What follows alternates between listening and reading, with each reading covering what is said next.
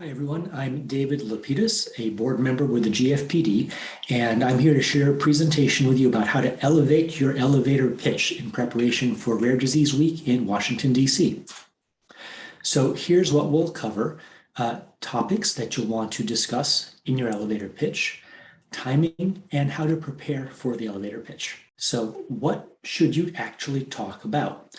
Well, first, just a reminder that lawmakers and their staff are smart, but they're not medical experts, unless they are. Of course, some might actually have been doctors or nurses or otherwise involved. So do check on their background to see if there's anything you can maybe skip and just assume that they know. But in general, they won't know a lot about the details of the medicine.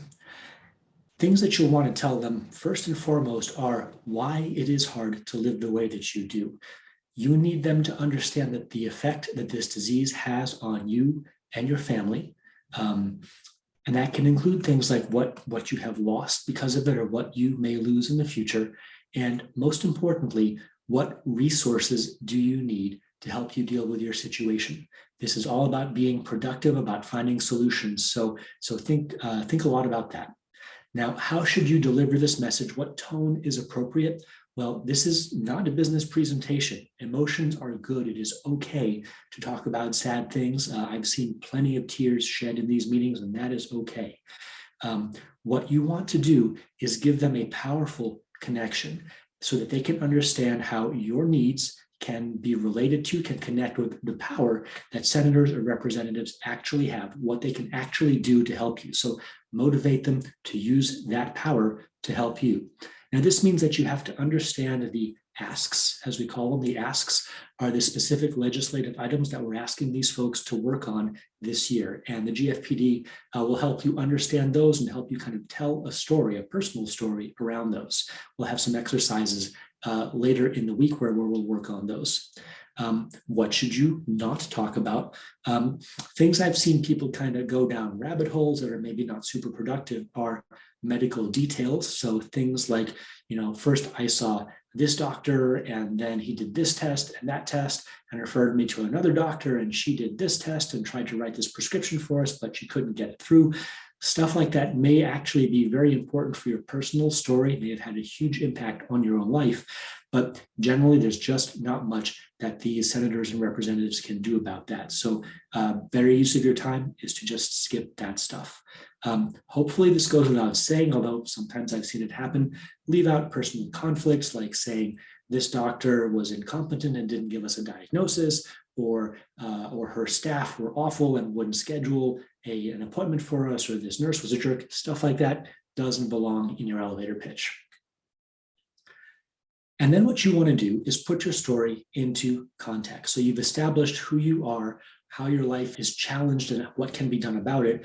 But you want these folks, these senators, these representatives to understand that you're not just speaking for yourself, you're speaking for many people who couldn't be there today. That is to say, many voters. So learn the facts and figures around how many people have this disease or something similar, a similar condition that could be helped by the thing we're asking them to do. Understand those numbers specifically for their district, if it's a representative, or for the state, or even the country as a whole. And then start multiplying out. So it's not just how much this disease has affected you, how much it has cost you, but all these other people as well. So if you multiply it out, how much time are we talking about that was lost in terms of work or school or even years of life?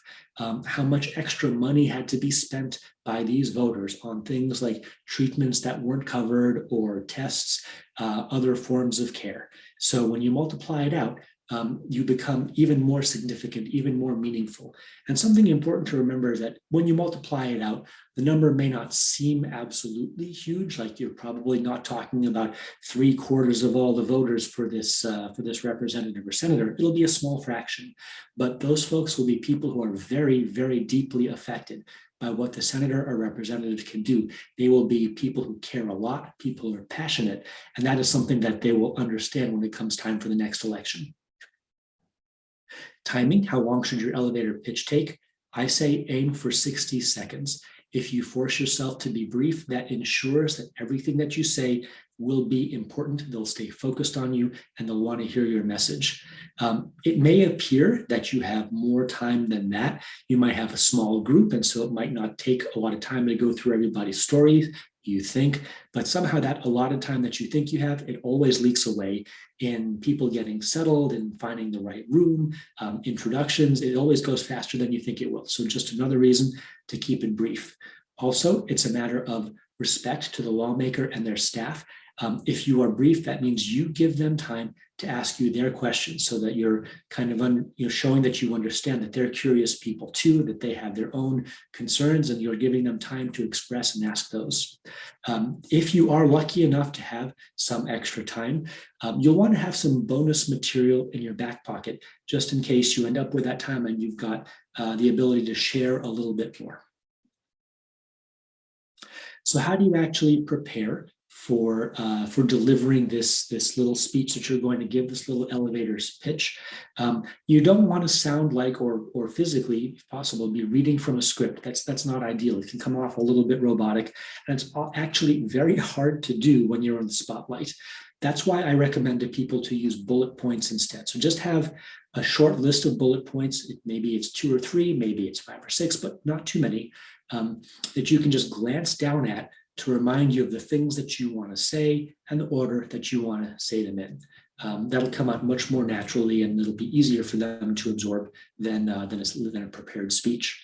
I recommend that you put these bullet points together, put your elevator pitch together, and practice it at least 5 times. I know it'll sound weird, it'll feel weird to say the same thing over and over again, but you'll be much, much more comfortable with it when the time comes to actually tell the senator or the representative or their staff.